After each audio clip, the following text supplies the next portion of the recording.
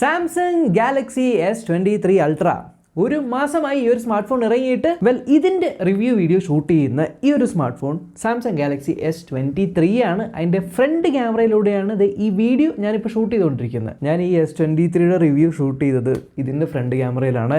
So ഞാൻ വിചാരിച്ചു ഇനി നേരെ തിരിച്ചു നോക്കി എങ്ങനെയാണ് ക്വാളിറ്റി വ്യത്യാസം എന്ന് അറിയാൻ വേണ്ടിയിട്ടാണ് കേട്ടോ. സോ അതും കൂടെ നിങ്ങൾക്ക് ഇതിന്ന് മനസ്സിലാക്കാം. 1,25,000 രൂപ കൊടുത്തു കഴിഞ്ഞാൽ നിങ്ങൾക്കൊരു ബൈക്ക് മേടിക്കാൻ പറ്റും. അതേ രൂപ കൊടുത്തു കഴിഞ്ഞാൽ നിങ്ങൾക്ക് സാംസങ് ഗാലക്സി S23 അൾട്ര മേടിക്കാനായിട്ട് പറ്റും. ഇത്രമാത്രം വില കൊടുത്ത് ഈ സാധനം മേടിക്കണോ എന്ന് ചിന്തിച്ചിരിക്കുന്നവന്മാർക്കും, പിന്നെ ഇത്രയും രൂപ എൻ്റെ അടുത്തില്ല പക്ഷെ ഞാൻ കാശ് ലോൺ എടുത്ത് EMIക്ക് ഈ ഒരു സ്മാർട്ട് ഫോൺ മേടിച്ചാലോ എന്ന് ചിന്തിച്ചുകൊണ്ടിരിക്കുന്നവർ, എൻ്റെ കയ്യിൽ ഇത്രയും കാശുണ്ട്, ഈ സ്മാർട്ട് ഫോൺ മേടിക്കാൻ എനിക്ക് ആഗ്രഹമുണ്ട്, മേടിക്കട്ടെ എന്നുള്ളവർക്കും ഈ വീഡിയോ ഉപകാരപ്പെടും. ഐ ആം റിയലി സോറി, നിങ്ങൾ സ്പെസിഫിക്കേഷനും ഈ സ്മാർട്ട് ഫോണിൻ്റെ ഫീച്ചേഴ്സും കാര്യങ്ങളൊക്കെ കേൾക്കാനാണ് ഈ വീഡിയോയിൽ വന്നിരിക്കുന്നതെങ്കിൽ സോറി, ഇതിനകത്ത് അൺബോക്സിങ് കാര്യങ്ങളൊന്നുമില്ല. അതൊക്കെ നമ്മൾ ഡീറ്റെയിൽഡ് അൺബോക്സിങ് അന്ന് സ്മാർട്ട് ഫോൺ ലോഞ്ച് ചെയ്ത് ആ ഒരു സമയത്തിട്ട വീഡിയോയിൽ കൃത്യമായിട്ട് പറഞ്ഞിട്ടുണ്ട്. ക്യാമറ സാമ്പിൾസ് ആയിക്കോട്ടെ, വീഡിയോ സാമ്പിൾസ് ആയിക്കോട്ടെ, ഫീച്ചേഴ്സ് ആയിക്കോട്ടെ, ഇതൊക്കെ അവിടെ ഉണ്ട്, നിങ്ങൾക്ക് അവിടെ പോയി കാണാം. ഇത് ജസ്റ്റ് എൻ്റെ ഒരു മാസമായിട്ട് ഞാൻ S23യും 23 അൾട്രയും രണ്ടും പാരലലി ഉപയോഗിച്ചുകൊണ്ടിരിക്കുന്നതുകൊണ്ട് ഇതിൻ്റെ ഒരു ഇൻഡെപ്ത് എൻ്റെ സ്വന്തം എക്സ്പീരിയൻസ് അത്രയേ ഉള്ളൂ. ഫസ്റ്റ് ഓഫ് ഓൾ, ഈ സ്മാർട്ട് ഫോൺ ഉണ്ടല്ലോ ഭയങ്കര വലുതാണ്. ഇതാണ് എൻ്റെ കൈ ഓൾറെഡി വലിയൊരു കൈയാണ്. ആൻഡ് ഈ ഫോണിൻ്റെ സൈസ് കണ്ടില്ലേ, എൻ്റെ കൈനേക്കാളും വലിയ സൈസിലാണ് ഈ ഒരു സ്മാർട്ട് ഫോൺ ഇരിക്കുന്നത്. സോ യമണ്ടം ഫോണാണ്, ഭയങ്കര വലുതാണ്. ഈ സ്മാർട്ട് ഫോണിൽ ഏറ്റവും കൂടുതൽ ആകർഷിക്കുന്ന സാധനമാണ് ഇതിൻ്റെ സ്ക്രീൻ. 6.8 ഇഞ്ചിൻ്റെ വളരെ വലിയ, ഏകദേശം ഓൾമോസ്റ്റ് റെക്റ്റാങ്കുലർ ഷേപ്പിലുള്ള ഒരു സ്ക്രീനാണ്. ഇതിനകത്ത് നിങ്ങൾ എന്തെങ്കിലും കണ്ടു കഴിഞ്ഞാൽ പിന്നെ സ്മാർട്ട് ഫോൺ ഡിസ്പ്ലേസിന് നിങ്ങൾ ജഡ്ജ് ചെയ്ത് തുടങ്ങും. അതായത് ഇത്രയും നല്ല ഡിസ്പ്ലേ ഞാൻ ഇന്നേ വരെ വേറൊരു സ്മാർട്ട് ഫോണിൽ കണ്ടിട്ടില്ല. ഇതിനകത്ത് ഒരു സൂത്രമുണ്ട് കേട്ടോ. അതായത് നിങ്ങൾ ഈ ഡിസ്പ്ലേ റെസൊല്യൂഷൻ നോക്കിക്കഴിഞ്ഞാലല്ലോ, ബൈ ഡിഫോൾട്ട് നിങ്ങൾ സ്ക്രീൻ റെസൊല്യൂഷൻ നോക്കിക്കഴിഞ്ഞാൽ അത് ഇവിടെ 1080p എന്ന് കാണാൻ, ഞാനിത് ഡാർക്ക് മോഡെന്ന് മാറ്റട്ടെ, വെയിറ്റ്. ബൈ ഡിഫോൾട്ട് നിങ്ങൾ കണ്ടു കഴിഞ്ഞാൽ അവിടെ 1080p എന്ന് കണ്ടോ. സാധനം 1080p അല്ലെങ്കിൽ ഫുൾ HD+ലാണ് നോർമലി വരുന്നത്. എന്നാൽ അതിൻ്റെ സൈഡിൽ WQHD+ ഉണ്ട്. അതായത് ഇത് ക്വാഡ് HD അഥവാ 2K ഡിസ്പ്ലേ ആണ് ഈ ഒരു സാധനം. പക്ഷേ നിങ്ങൾക്ക് 2Kയിൽ ഇട്ട് കഴിഞ്ഞാൽ അവർ പറയും നിങ്ങൾ 2Kയിൽ ഇട്ടോ, പക്ഷേ ഇത് നല്ല ഷാർപ്പായിട്ടുള്ള വിഷ്വൽസ് വരും, എന്നാൽ നല്ല രീതിയിൽ ബാറ്ററി കുടിക്കും. സോ ബെറ്റർ ബാലൻസ് ചെയ്യാനായിട്ട് ഫുൾ HD+ൽ ഇട്ടാൽ മതി എന്നുള്ള രീതിക്കാണ് അവർ തരുന്നത്. പക്ഷേ ബാറ്ററി ബാക്കപ്പിൻ്റെ കാര്യം പറയുന്നതിന് മുന്നേ സ്പോയിൽഡ് അലേർട്ട്, നിങ്ങൾ ഫുൾ HD+ൽ ഒന്നും ഇടണ്ട, നിങ്ങൾ ക്വാഡ് HD+ ഇടുക. ഇത്രയും കാശ് കൊടുത്ത് മേടിച്ചിട്ട് ക്വാഡ് HD+ൽ ഇട്ട് യൂസ് ചെയ്തില്ല എങ്കിൽ പിന്നെ എന്തിനാണ് ഈ ഒരു ഫോൺ? 120 ഹെർട്സിൻ്റെ റിഫ്രഷ് റേറ്റ് ഉള്ള, അതും 1 Hz മുതൽ 120 Hz വരെ, ചുമ്മാ ഇരിക്കുന്ന സമയത്ത് 1 Hz, നമ്മൾ യൂസ് ചെയ്യുന്ന സമയത്ത് 120 Hz വരെയും പോകുന്ന ഒരു adaptive dynamic AMOLED 2X display ആണ് ഇതിനകത്ത് വന്നിരിക്കുന്നത്. ആൻഡ് എനിക്ക് ഒന്നും പറയാനില്ല ഇതിൻ്റെ ഡിസ്പ്ലേനെ പറ്റിയിട്ട്. എന്താ പറയുക, കൊടുക്കുന്ന കാശിന് മുതലാവുന്നൊരു ഡിസ്പ്ലേ. ഈവൻ ബ്രൈറ്റ്നസ് 1750 നിറ്റ്സിൻ്റെ പീക്ക് ബ്രൈറ്റ്നസ് ഉണ്ട്. അതേപോലെ തന്നെ ഇതിനകത്ത് എന്താ പറയുക, വിഷ്വൽസൊക്കെ ഞാനൊന്നും പറയുന്നില്ല. സംഭവം എനിക്ക് ക്യാമറയെ പോലും കാണിച്ചു തരാൻ പറ്റില്ല. നേരിട്ട് നിങ്ങളുടെ അടുത്ത് എന്തെങ്കിലും ഒരു ഇതേപോലെ സാംസങ് ഡിസ്പ്ലേ വെച്ചിരിക്കുന്ന വല്ല ഷോറൂം ഉണ്ടെങ്കിൽ അവിടെ പോയി നിങ്ങൾ കണ്ടു കഴിഞ്ഞാൽ കണ്ണ് തള്ളി പോകുന്ന ഡിസ്പ്ലേ. പിന്നെ ഈ ഒരു കർവച്ചർ കണ്ടില്ലേ, കർവച്ചർ കുറച്ചുകൂടി കുട്ടിയാക്കിയിട്ടുണ്ട്. ഐ മീൻ കഴിഞ്ഞ പോലത്തെ S22 അൾട്ര വെച്ച് നോക്കുമ്പോൾ കുറച്ചുകൂടി അത് കുട്ടിയാക്കിയിട്ടുണ്ട്. എന്നാലും ഇതേ കണ്ടില്ലേ, ഒരു റെക്റ്റാങ്കുലർ ബോക്സി ഷേപ്പ്, എന്നാൽ എൻ്റെ കൈക്ക് വഴങ്ങുന്ന, കയ്യിൽ നിന്ന് സ്ലിപ്പായി പോവാത്ത രീതിക്കുള്ള ഒരു ഷേപ്പിലാണ് ഈ ഒരു സ്മാർട്ട് ഫോൺ ഡിസൈൻ ഇത്തവണ കൊണ്ടുവന്നിരിക്കുന്നത്. കഴിഞ്ഞ കൊല്ലത്തെക്കാളും വലിയ മാറ്റമൊന്നുമില്ല. ആകെയുള്ള മാറ്റം ബാക്ക് സൈഡിൽ ഗൊറില്ല ഗ്ലാസ് വിക്ടസ് 2, ഫ്രണ്ടിലും ഗൊറില്ല ഗ്ലാസ് വിക്ടസ് 2. ഈ ഒരു frame armour aluminium frame. Guerrilla glass Victus 2 ആയതുകൊണ്ട് തന്നെ വളരെ ഡ്യൂറബിൾ ആണ്. ഇത്രയും സ്ട്രോങ്ങസ്റ്റ് ആയിട്ടുള്ള ഒരു ഗ്ലാസ് ഉള്ള ഡിസ്പ്ലേ വേറെ ഇല്ല എന്നൊക്കെ പറഞ്ഞ് തള്ളുന്നതിന് മുന്നേ എനിക്ക് ഒരൊറ്റ കാര്യം കാണിക്കാനുള്ളൂ. ഈ ഡിസ്പ്ലേയിൽ ഇത് ഈ ഒരു ഭാഗം കണ്ടോ, എവിടെ കാണുന്നുണ്ടോ? അതെ, ഈ ഒരു ഭാഗം കണ്ടില്ലേ, ഇതിവിടെ. ഒന്നുമില്ല, ഞാൻ ജസ്റ്റ് സ്ക്രീൻ ഗാർഡ് ഒട്ടിച്ചിട്ടില്ല. ഇത് പോക്കറ്റിലിട്ടു, കൂട്ടത്തിൽ താക്കോലോ കോയിനോ എന്തോ ഉണ്ടായി, അത്രയേ ഉള്ളൂ. ഒരു ചെറിയ വര വീണു. സോ നമ്മുടെ ജാക്കെണ്ണം പറയുന്നത് പോലെ ഗ്ലാസ് ഈസ് ഗ്ലാസ്. സോ ഇതിൻ്റെ മേത്ത് ഒരു സ്ക്രീൻ പ്രൊട്ടക്ടർ ഒട്ടിക്കുക. 23 അൾട്ര ഒരു കർവ്ഡ് ഡിസ്പ്ലേ ഉള്ള ഫോൺ ആയതുകൊണ്ട് ഇതിന് ടെമ്പേർഡ് ഗ്ലാസ് ഒട്ടിക്കുന്നത് ഭയങ്കര ബുദ്ധിമുട്ടായിരിക്കും.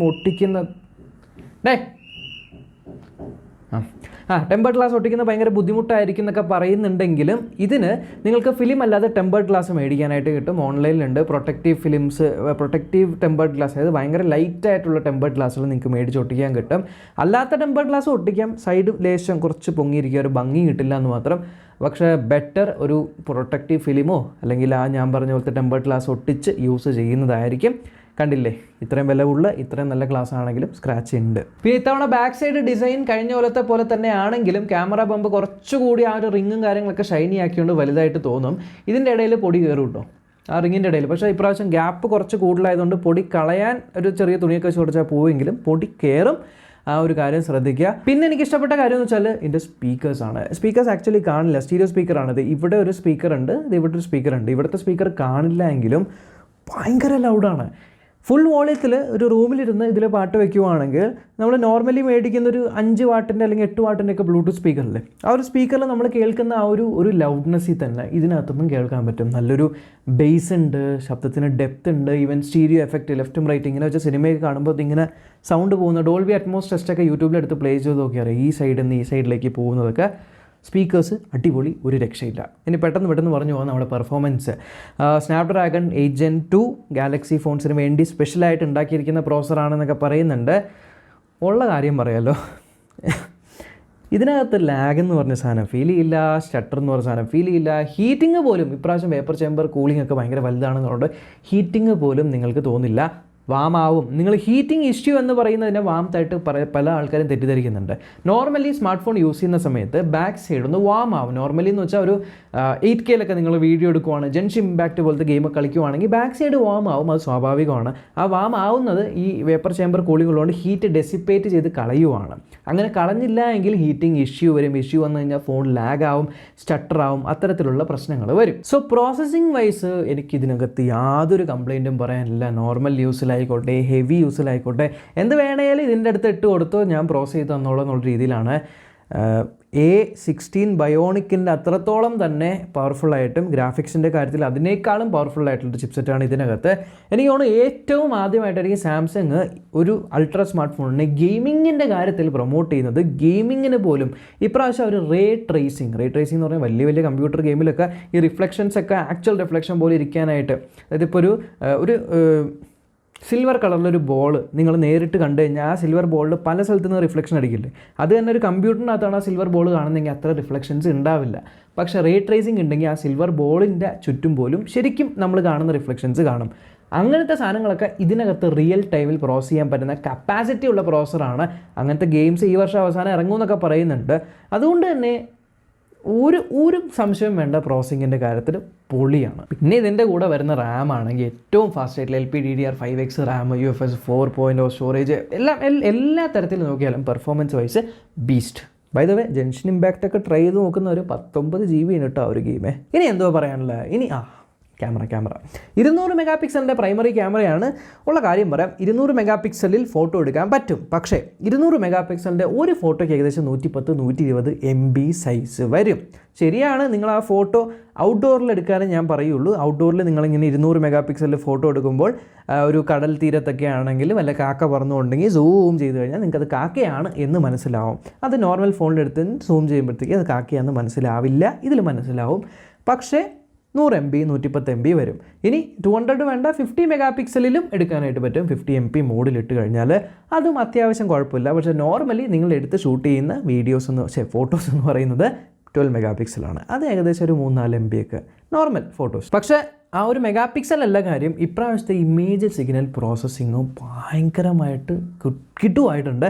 ഫോട്ടോ സാമ്പിൾസ് ഞാൻ നമ്മുടെ അൺബോക്സിങ് വീഡിയോയിൽ ഞാൻ കൃത്യമായിട്ട് ടെസ്റ്റ് ചെയ്തിട്ട് കുറേ ഇട്ടിട്ടുണ്ടായി.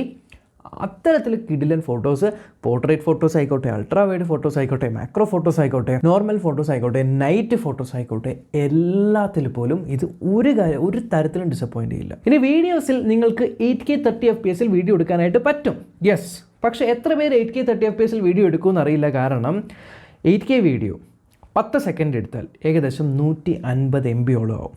ഏകദേശം 100 to 150 MB ആവും 10 സെക്കൻഡ്. അപ്പോൾ നിങ്ങൾ ഏകദേശം ഒരു മിനിറ്റ് അല്ലെങ്കിൽ 1 മിനിറ്റ് എടുക്കുവാണെങ്കിൽ 600 MB, ഒരു 1 hour ഒക്കെ എടുക്കുവാണെങ്കിൽ ഉണ്ടല്ലോ ഫുൾ GB തീരും. 8K വീഡിയോസ് എന്നൊക്കെ പറയുന്ന ഒരു ഓവർ കില്ലാണ്. മാക്സിമം പോയി കഴിഞ്ഞാൽ 4K 60 FPS തന്നെ വീഡിയോ എടുത്തു കഴിഞ്ഞാൽ അത് തന്നെ എത്രയോ ധാരാളമാണ്. പിന്നെ നോർമലി ആൾക്കാർ പറയുന്ന, ഞാൻ പല റിവ്യൂ വീഡിയോസിലും കണ്ടതാണ്, നമുക്ക് ഷട്ടർ ലാഗ് ഉണ്ട് എന്ന്. അത് നോർമലി ഫോട്ടോ ക്ലിക്ക് ചെയ്ത് കഴിഞ്ഞിട്ടായിരിക്കും ഫോട്ടോ എടുക്കുന്നത്. പക്ഷേ എൻ്റെ കയ്യിൽ കണ്ടില്ലേ, നമ്മൾ ടാപ്പ് ചെയ്യുമ്പോൾ തന്നെ ഫോട്ടോ എടുക്കുന്നുണ്ട്. അതായത് ഷട്ടർ ലാഗ് തീരെ ഇല്ല, അത് ഭയങ്കര കുറവാണ്. സോ എങ്ങനെ ഞാൻ ഷട്ടർ ലാഗ് കുറച്ചു? ഇതിനകത്ത് നമ്മൾ ക്യാമറ സെറ്റിങ്സിലേക്ക് പോകാം. സെറ്റിങ്സിലേക്ക് പോയി കഴിഞ്ഞാൽ ഇവിടെ ക്യാമറ അസിസ്റ്റൻറ്റ് എന്ന് പറഞ്ഞൊരു ഓപ്ഷൻ ഉണ്ട്. ആ ഒരു ക്യാമറ അസിസ്റ്റൻറ്റിൽ പോയി കഴിഞ്ഞാൽ ഇവിടെ ക്വിക്ക് ടാപ്പ് ഷട്ടർ എന്നുണ്ടല്ലേ, ആ ഒരു സാധനം നിങ്ങൾ ഓൺ ആക്കിയിട്ട് കഴിഞ്ഞാൽ നമ്മൾ ടാപ്പ് ചെയ്യുന്ന സമയത്ത് എന്താണോ അതായിരിക്കും ഷട്ടറിൽ വരുന്നത്. ആ ഒരു സാധനം ഓഫ് ആക്കിയാണ് നമ്മളിങ്ങനെ ഇടുന്നതെന്ന് വിചാരിക്കുക. ഇനി ഞാനിങ്ങനെ യൂസ് ചെയ്യുന്ന സമയത്ത് ടാപ്പ് ചെയ്ത് കുറച്ച് കഴിഞ്ഞിട്ടായിരിക്കും അവർ ഫോട്ടോ എടുക്കുന്നത്. സോ ഒരു ക്വിക്ക് ടാപ്പ് ഷട്ടർ എന്ന് പറഞ്ഞ സാധനം ഓൺ ആക്കിയിട്ടാൽ ഷട്ടർ ലാഗ് കുറയ്ക്കാൻ പറ്റും. അപ്പോൾ ക്യാമറയെ കുറിച്ച് അത്രയേ ഉള്ളൂ, ഒരു രക്ഷയില്ല. ഇക്കൊല്ലം iPhone 15 Pro Max ഇരുന്ന് പാട് വെട്ടില്ലെങ്കിൽ ഞാൻ പറയാലോ, ആകെപ്പാടെ വീഡിയോ ഡിപ്പാർട്ട്മെൻറ്റിൽ മാത്രം ആ ഒരു സ്മൂത്ത്നെസ്സിൻ്റെ കാര്യത്തിൽ മാത്രം പിടിച്ചു വെക്കുമെന്നല്ലാണ്ട് ബാക്കി എല്ലാ കാര്യത്തിലും ഇതിനൊക്കെ HDR കണ്ടു കഴിഞ്ഞാണ്ടല്ലോ ഐഫോൺ യൂസൊക്കെ കണ്ണുകളിലിരിക്കും. അമ്മാതിരി പെർഫോമൻസ് ആണ് ഇപ്രാവശ്യം. സോ 15 Pro Max നിന്നിൽ മാത്രമേ ഉള്ളൂ പ്രതീക്ഷ. നീ കയ്യിൽ നിന്ന് പോയി കഴിഞ്ഞാൽ ഉണ്ടല്ലോ, ഇപ്പം തന്നെ ഓൾറെഡി പോയി നിൻ്റെ കയ്യിൽ നിന്ന്, അത് വേറെ ലെവല് തിരിച്ചടിയായിരിക്കും. പിന്നെ ഇതിനകത്ത് കൊടുത്തിരിക്കുന്ന എസ് പെൻ എന്ന് പറയുന്ന സാധനം ഉണ്ടല്ലോ, നമുക്ക് ഇങ്ങനെ എടുത്തിട്ട് ഇത് ഇവിടെ ഇങ്ങനെ കുത്തി വരയ്ക്കാൻ യൂസ്ഫുള്ളാണ്. എന്തിനാണ് ആക്ച്വലി ഈ എസ് പെൻ ഇതിനകത്ത് വെച്ചിരിക്കുന്നത്, ഇതിൻ്റെ ആക്ച്വൽ യൂസ് എന്താണെന്ന് പല ആൾക്കാരും ചോദിച്ചിട്ടുണ്ട്. ശരിക്കും പറഞ്ഞാൽ ഇത് എല്ലാവർക്കും ഒന്നും യൂസ്ഫുൾ ആവുന്നത് എപ്പോഴൊക്കെയാണെന്ന് വെച്ചാൽ, ഇപ്പോൾ എനിക്ക് ചിലപ്പോൾ ചില ഡോക്യുമെൻറ്റ്സൊക്കെ സൈൻ ചെയ്ത്, ഇപ്പോൾ നമുക്ക് ഈ സ്മാർട്ട് ഫോൺസൊക്കെ വരുമല്ലോ, ഈ സ്മാർട്ട് ഫോൺസൊക്കെ ചിലപ്പോൾ അയക്കുമ്പോൾ നമുക്ക് എംബാർഗോ ലെറ്റർ അയക്കും. അതായത് ഈ സ്മാർട്ട് ഫോൺ ഞങ്ങൾ നിങ്ങൾക്ക് അയച്ചു തരുന്നുണ്ട്, പക്ഷേ ഇന്ന ഡേറ്റ് വരെ ഇതിനെക്കുറിച്ച് ഒരു ആളോടും ഒന്നും പറയാനായിട്ട് പാടില്ല എന്നുള്ളൊരു ഡോക്യുമെൻറ്റ് നമുക്ക് വരുമ്പോൾ ആ ഒരു ഡോക്യുമെൻറ്റ് നമ്മൾ സൈൻ ചെയ്ത് തിരിച്ചയച്ചു കൊടുക്കണം. ജസ്റ്റ് ഡയറക്റ്റ് നമുക്ക് അഡോബ് സൈനിൻ്റെ അകത്ത് പോയിട്ട് തന്നെ അതിങ്ങനെ സൈൻ ചെയ്ത് നമ്മൾ വിരൽ വെച്ച് സൈൻ ചെയ്യുന്നതിൽ എത്രയോ ബെറ്ററാണ്. അങ്ങനെ സൈൻ ചെയ്ത് പോകാൻ കുഴപ്പമില്ല. പിന്നെ രണ്ടാമത്, എൻ്റെ ഷോർട്ട് വീഡിയോസിനൊക്കെ പെട്ടെന്ന് എനിക്ക് ഐഡിയ വരുമ്പോൾ അതൊക്കെ സ്ക്രിപ്റ്റ് ആക്കി മാറ്റണമെങ്കിൽ ബുക്കും പേപ്പറും തപ്പിയെടുക്കേണ്ട ആവശ്യമില്ല. ഇതിനകത്ത് തന്നെ ഇങ്ങനെ എഴുതാം. ആൻഡ് ടൈപ്പിങ്ങിനേക്കാളും ഭയങ്കര ഫാസ്റ്റാണ്. പിന്നെ മൂന്നാമത്, എനിക്ക് ടൈപ്പ് ചെയ്യാൻ മടിയാണ്, പക്ഷേ ടൈപ്പ് ചെയ്തേ പറ്റൂ. അങ്ങനത്തെ ഡോക്യുമെൻ്റ് ആണെങ്കിൽ ഹാൻഡ് റിട്ടൺ പറ്റില്ലെങ്കിൽ ഹാൻഡ് റൈറ്റിംഗ് ഇങ്ങനെ നമ്മൾ എഴുതുന്നത് അത് മാറ്റി ലെറ്റേഴ്സാക്കി മാറ്റിത്തരും. അത് ഭയങ്കര ഒരു ആക്യുറേറ്റ് എന്ന് പറയാൻ പറ്റില്ല, ഒരു 60% ആക്യുറേറ്റ് ആണ്. നമ്മൾ ഹാൻഡ് റൈറ്റിംഗ് അനുസരിച്ചിട്ട് ഇപ്പോൾ കേഴ്സീവിലൊക്കെയാണ് നിങ്ങൾ എഴുതണമെങ്കിൽ പാടുപെടും, ഒറ്റയ്ക്കാണ് എഴുതണമെങ്കിൽ ചടപെടുന്ന കാര്യമാവും. അല്ലാണ്ട് നിങ്ങൾ സെൽഫ് ടൈമർ വെച്ച് വീഡിയോ എടുക്കുകയാണ്, ഇപ്പോൾ കുറച്ച് ദൂരെ വെച്ചിട്ട് വീഡിയോ എടുക്കണം, ഫോട്ടോ എടുക്കണം എന്നുണ്ടെങ്കിൽ നമുക്ക് ഇങ്ങനെ റിമോട്ടൊക്കെ ആയിട്ട് യൂസ് ചെയ്യാനായിട്ട് പറ്റും. പിന്നെ ഈ ആൾക്കാരുടെ ഇടയിൽ വേണമെങ്കിൽ ഫ്രണ്ട്സിൻ്റെ ഇടയിലൊക്കെ ഒന്ന് ഷോ ഓഫ് ചെയ്യാനായിട്ട് ഇടയ്ക്കിടയ്ക്ക് ഇങ്ങനെ പുറത്തോട്ട് എടുത്ത് എന്തെങ്കിലും പടമൊക്കെ വെച്ച് ഇങ്ങനെയൊക്കെ ചുമ്മാ ഇരിക്കാം. പിന്നെ അത്തരത്തിൽ ഷോ ഓഫ് കാര്യങ്ങളല്ലാണ്ട് പിന്നെ കാര്യമായിട്ട് എനിക്ക് എസ്പെൻ്റെ ഉപയോഗമൊന്നും തോന്നിയിട്ടില്ല. ഓക്കെ, ഫൈനലി ബാറ്ററി ലൈഫിന് കാര്യം ഞാൻ പറഞ്ഞില്ല. സത്യം പറയാലോ, ബാറ്ററി ഞാൻ ചാർജ് ചെയ്യുന്ന കാര്യമേ പലപ്പോഴും മറന്നുകൊണ്ട് എൻ്റെ ഒരു യൂസിന്, ഇത് ഏകദേശം ഒരു ദിവസം 6-7 മണിക്കൂർ സ്ക്രീൻ ഓൺ ടൈം വരുന്ന എൻ്റെ യൂസിന് ബാറ്ററി ഒരു കുഴപ്പമില്ല. സുഖമായിട്ട് ഒരു ദിവസം, നിങ്ങളൊരു ലൈറ്റ് യൂസറൊക്കെ ആണെങ്കിൽ 2 ദിവസമൊക്കെ ബാറ്ററി നിൽക്കും. ബാറ്ററി ബാക്കപ്പ് രക്ഷയില്ല കേട്ടോ. ഞാനൊരു അംബ്രെയിൻ്റെ ഒരു 45 വാട്ടിൻ്റെ PD ചാർജർ വാങ്ങിയിട്ടുണ്ട്. അത് ഗേലിയം നൈട്രേറ്റ് ചെറിയ ചാർജറാണ്, PD ചാർജർ. ഞാനിവിടെ യൂട്യൂബിൻ്റെ പ്രൊഡക്റ്റ് ടാഗിങ് എന്നൊരു ഫീച്ചറിനകത്ത് നമുക്ക് ടാഗ് ചെയ്യാൻ പറ്റും. ഞാൻ ആ പ്രൊഡക്റ്റ് ടാഗ് ചെയ്ത് നോക്കിയാൽ ചെക്ക് ചെയ്ത് നോക്കാം കേട്ടോ. ആ ഒരു ചാർജർ ഞാൻ യൂസ് ചെയ്യുന്നുണ്ട്. അത് ജസ്റ്റ് ഇങ്ങനെ കുത്തി കഴിഞ്ഞാൽ ചടയെന്ന് പറഞ്ഞാൽ ഏകദേശം ഒരു 40 മിനിറ്റിൽ 80% ചാർജ് ആവും. ഒരു വിത്തിൻ 1 അവർ ഫുൾ ചാർജ് ആവും. 45 വാട്ടിൻ്റെ ഫാസ്റ്റ് ചാർജിങ് ഇത് സപ്പോർട്ട് ചെയ്യും. അപ്പോൾ അതുകൊണ്ട് തന്നെ ചാർജിങ് പലപ്പോഴും എന്താ പറയുക, വല്ലപ്പോഴേ ഞാൻ ചാർജ് ചെയ്യാറുള്ളൂ. വല്ലപ്പോഴും എന്ന് വെച്ചാൽ ദിവസത്തെ ഒരു പ്രാവശ്യമൊക്കെ ചാർജ് ചെയ്യാറുള്ളൂ. ചാർജ് ചെയ്ത് കഴിഞ്ഞാൽ പിന്നെ നല്ല രീതിയിൽ ബാറ്ററി ബാക്കപ്പ് കണ്ട് ഒട്ടും ഡിസപ്പോയിൻറ്റിങ് അല്ല. പിന്നെ നമ്മുടെ അൾട്രാ ഫോണിലുള്ള വയർലെസ് ചാർജിങ് ഉണ്ട് 15 വാട്ടിൻ്റെ, അത് കുറച്ച് സ്ലോ ആണ്. റിവേഴ്സ് വയർലെസ് ചാർജിങ്, ഇപ്പോൾ നിങ്ങളുടെ വാച്ച് ഉണ്ട്, ബഡ്സ് ഉണ്ട്, വയർലെസ് ചാർജിങ് ഉള്ള വേറെ ഡിവൈസ് ഉണ്ടെങ്കിൽ ഇവിടെ വെച്ച് ചാർജ് ചെയ്യാൻ പറ്റും. പിന്നെ കാർഡുകൾ ആഡ് ചെയ്ത് വെച്ച tap and pay, NFC tap and pay പരിപാടികളൊക്കെ ഇതിനകത്ത് ചെയ്യാം. സോ മൊത്തത്തിൽ നിങ്ങൾ 1,25,000 രൂപ എടുത്തൊരു ഫോൺ മേടിക്കുന്നുണ്ടെങ്കിൽ ആ കൊടുക്കുന്ന ഓരോരോ രൂപയ്ക്കും വെർത്തായിട്ടുള്ള ഒരു സ്മാർട്ട് ഫോണാണ് S23 Ultra. പക്ഷേ നിങ്ങളുടെ കയ്യിൽ അപ്രണ്ടായിട്ട് 1,25,000 രൂപ എടുക്കാനില്ല, എന്നാൽ എനിക്ക് ഈ ഫോൺ വാങ്ങണം, അതുകൊണ്ട് ഞാൻ EMIക്ക് ഈ ഒരു സ്മാർട്ട് ഫോൺ മേടിക്കാൻ പോവുകയാണ് എന്നുണ്ടെങ്കിൽ എൻ്റെ പൊന്നു മക്കൾ അങ്ങനെ ഒന്നും പോയി മേടിക്കണ്ട. നിങ്ങളുടെ നോർമൽ ഡേ ടു ഡേ ലൈഫിൽ ചെയ്യാൻ പറ്റുന്ന കാര്യങ്ങളൊക്കെ ഒരു 20,000 രൂപയുടെ സ്മാർട്ട് ഫോണിൽ പറ്റും. ഈ ഒരു 30,000 രൂപയുടെ സ്മാർട്ട് ഫോണൊക്കെ ആണെങ്കിൽ കിഡിലോ ആണ്. ആ ഒരു പ്രൈസിലൊക്കെ എന്തോരം നല്ല ഫോൺസ് കിട്ടുന്നുണ്ട്. This is A luxury product. അല്ലെങ്കിൽ നിങ്ങൾ ഇതൊരു ഇൻവെസ്റ്റ്മെൻറ്റ് ആയിട്ട് കിട്ടണമെങ്കിൽ ഇതിൽ നിന്നും നിങ്ങൾ റിട്ടേൺസ് ഉണ്ടാക്കണം.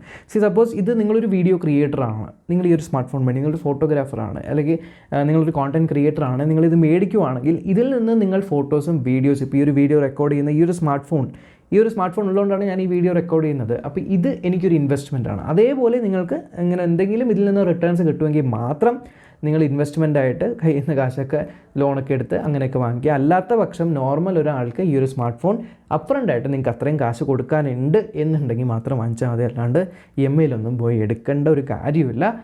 പക്ഷേ കാശ് നിങ്ങൾ കൊടുക്കുകയാണെങ്കിൽ ആ ഒരു മുടക്കുന്ന കാശിനുള്ള വർത്ത് ഉണ്ട്. ആൻഡ് ഇപ്പോൾ ഏകദേശം എത്രയായി 21 മിനിറ്റ് ആയിട്ടോ ഞാൻ ഫ്രണ്ട് ക്യാമറയിൽ ഇപ്പോൾ വീഡിയോ റെക്കോർഡ് ചെയ്തുകൊണ്ടിരിക്കുന്നത്. ഈ S23 സ്മാർട്ട് ഫോണിൻ്റെ ഫുൾ റിവ്യൂ നമ്മുടെ വീഡിയോ ചാനലിൽ ഇട്ടിട്ടുണ്ട്. ഇത് ഇവിടെയുണ്ട്. സോ നമ്മൾക്കിനി അവിടെ കാണാം.